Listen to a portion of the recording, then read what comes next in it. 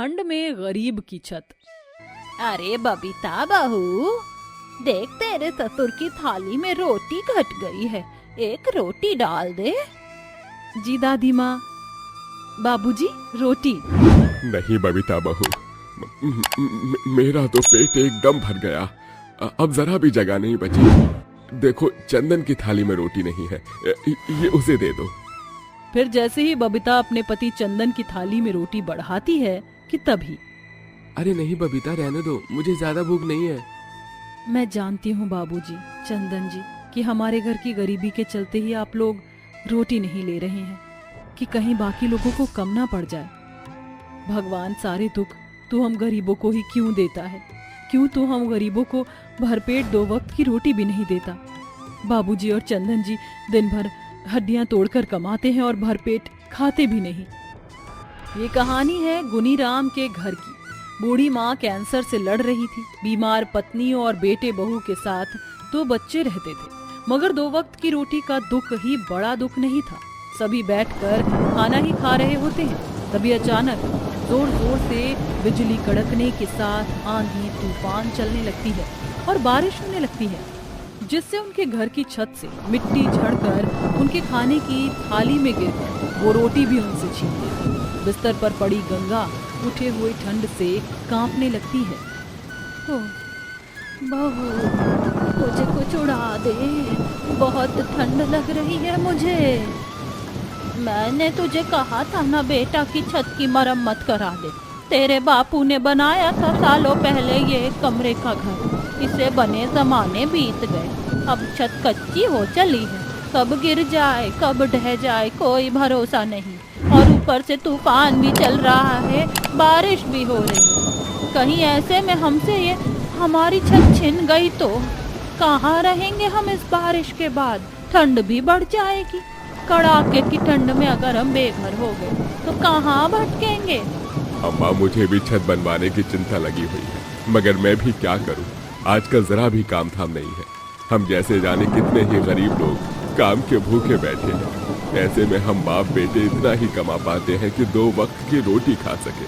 तो गरीब गुनीराम ऐसा कह रहा होता है कि तभी अचानक घर की आधी छत गिर जाती है। सभी बारिश में भीगने लगते हैं। तभी 4 साल का चिंटू कहता है, माँ जब भी बारिश होती है तो हमारे घर की छत से पानी क्यों टपकता है?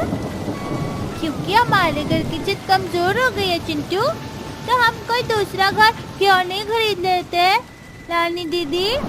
क्योंकि हमारे पास इतने पैसे नहीं है चिंटू, हम सभी गरीब हैं। उन नन्हे मासूम बच्चों की बातें सुनकर घर के सभी बड़ों का दिल भर आता है। तभी चंदन कहता है, बाबूजी, घर की आधी छत तो गिर चुकी है, ये आधी छत भी गिर गई तो ये घर ढह जाएगा। मैं जंगल जाकर बांस काट कर लाता हूँ, उसे नींव बांध देंगे तो ये कुछ दिनों तक टिक जाएगी। बेचारे दोनों भरी बारिश में भीगते हुए जंगल से लकड़ियां काट कर लाते हैं। तब तक उनके घर का अनाज सामान सब भीग जाता है। भगवान, ये बारिश के पानी से सारा राशन पानी भीग गया, अब हम क्या खाएंगे? अरे थोड़ी तो दया कर ऊपर वाले। चंदन और गुनीराम छत के आधे टूटे हिस्से में बांस बांध देते हैं। बबीता बहू, कोई तिरपाल या बड़ी पन्नी वगैरह हो तो दे दे, छत पर लगा देंगे। बस ये फटा हुआ तिरपाल ही है, इसके अलावा कुछ भी नहीं। फिलहाल के लिए यही बांध देते हैं। इस तरह से फटे चिटे तिरपाल के नीचे उस गरीब परिवार की रात बीतती है। ऐसे ही थोड़े दिन बीत जाते हैं और अब कड़ाके की ठंड पड़ने लगती है, जिसके चलते आधी रात ठंड से चिंटू और रानी रोने लगते हैं। चारों तरफ कोहरा ही कोहरा हो रखा था। रास्तों में ओस जम गई थी। ठंड इतनी थी कि लोगों के हाथ पैर सुन पड़े जा रहे थे। इतनी ठंड में ऑटो वाला रमेश अपना ऑटो लेकर रास्तों में घूम रहा था। उसे पैसेंजर की तलाश थी। साहब, कहीं जाना है क्या? आइए मैं छोड़ देता हूँ। रमेश को एक आदमी दिखा तो रमेश ने उससे पूछ लिया, लेकिन उस आदमी ने कहा, अरे नहीं भाई साहब, मेरा घर पास ही में है, मैं तो बस कुछ दवाइयाँ खरीदने गया था। दवाई? इस शब्द को सुनकर रमेश की बोलती बंद हो गई, क्योंकि उसे भी तो दवाई खरीद कर घर जाना है। घर पर उसकी 3 साल की बेटी बीमार है और उसकी गर्भवती बीवी दर्द के मारे तड़प रही है। रमेश के पास उन लोगों के लिए दवाई तक खरीदने के पैसे नहीं है, इसीलिए तो वो इतनी रात को इतनी ठंड में ऑटो लेकर बाहर निकला है। लेकिन अफसोस उसे एक भी भाड़ा नहीं मिला। वो खाली हाथ घर लौटा। घर लौटते ही उसकी बूढ़ी माँ उसके पास आई। बेटा आ गया बेटा, खाने को कुछ लाया है क्या? खाना नहीं माँ। बहू और पोती की दवाई? नहीं माँ, नहीं ला पाया। एक भी भाड़ा नहीं मिला, ऊपर से ऑटो का तेल भी खत्म हो गया। रमेश को अपनी गरीबी पर शर्म आने लगी। उसकी बेटी पूजा को बुखार है। उसने कहा, कोई बात नहीं पापा, आप आ गए ना, यही बहुत है। हमें बहुत चिंता हो रही थी। उसकी गर्भवती बीवी सरला ने दर्द से तड़पते हुए कहा, हाँ, हम सब कब से आप ही का इंतजार कर रहे थे। हम भूखे भी रह लेंगे, कोई बात नहीं। लेकिन एक मर्द ही समझ सकता है कि रमेश के दिल के अंदर तब क्या चल रहा था। वो दवाई और खाना तक नहीं खरीद पाया। लेकिन उस रात उन लोगों के साथ और भी कुछ बुरा होने वाला था, और उसके लिए वो लोग तैयार नहीं थे। रात बढ़ते ही ठंड पड़ने लगी। उन लोगों का घर टूटा फूटा था, इसीलिए घर के अंदर भी ठंड बढ़ रही थी। वो चारों एक रजाई में ही सोए हुए थे। बीच रात को पूजा का बुखार बढ़ने लगा। माँ, पापा, मेरे हाथ पैर पे दर्द हो रहा है। ये सुनकर रमेश और सरला पूजा के सर पर जलपट्टी करने लगे, और कर भी क्या सकते थे वो। लेकिन अभी तो और भुगतना बाकी था। पूजा की तबीयत ठीक हो ही रही थी कि तभी जोर से तूफान आ गया। अरे बाप रे, इतनी ठंड के मौसम में तूफान कहाँ से आ गया? लगता है भगवान ने आज हम जैसे गरीबों को अपने पास बुलाने का फैसला कर ही लिया है। अरे नहीं माँ, ऐसा मत कहिए। भगवान दयालु है, देखना सब कुछ ठीक हो जाएगा। बाहर बहुत ज्यादा तूफान शुरू हो गया। जो 2-3 दुकानें खुली थी वो भी बंद होने लगी। बाहर कुछ लोग बैठकर आग सेक रहे थे। अरे ये क्या, इतना भयानक तूफान! सारे पेड़ जोर जोर से हिल रहे हैं। भागो भागो! सभी इधर उधर भागने लगे। रमेश अपने परिवार के साथ अपने घर के अंदर डर से सहमा हुआ बैठा रहा, और तभी एक दुर्घटना घट गई। उन लोगों के घर के पास ही एक बड़ा सा पेड़ था। तूफान में वो पेड़ अचानक से उन लोगों के घर के ऊपर गिर गया और घर टूट गया। अरे बाप रे, ये क्या?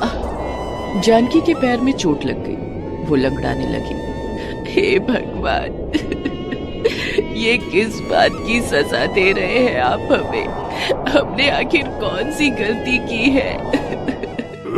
चारों बैठकर रोने लगे। उनका घर भी नहीं रहा। वो लोग वहां से निकलकर ऑटो के अंदर चले आए। बैठ जाओ सभी, आज से यही हमारा घर है। जानकी, सरला और पूजा ऑटो के अंदर बैठ गए। लेकिन ऑटो में तेल नहीं था, इसलिए रमेश ऑटो धकेलने लगा। हे भगवान, मुझे शक्ति दीजिए भगवान, शक्ति दीजिए। इतनी ठंडी और ऊपर से तूफान के चलते ठंडी दुगनी हो गई। रमेश की बोलती बंद हो जा रही है। जानकी कहती है, ऐसी ठंड मैंने अपनी जिंदगी में नहीं देखी। अब हमें कोई नहीं बचा सकता, कोई नहीं। सरला गर्भवती है, उसकी तकलीफ सबसे ज्यादा है। उसके पेट में भयानक दर्द हो रहा है, लेकिन वो बर्दाश्त करके चुप बैठी है। लेकिन ज्यादा देर वो चुप होकर बैठ नहीं पाई। उसके पेट में भयानक दर्द शुरू हो गया। रमेश बेसहारा सा महसूस करने लगा। सब कुछ आज रात को ही होना है क्या?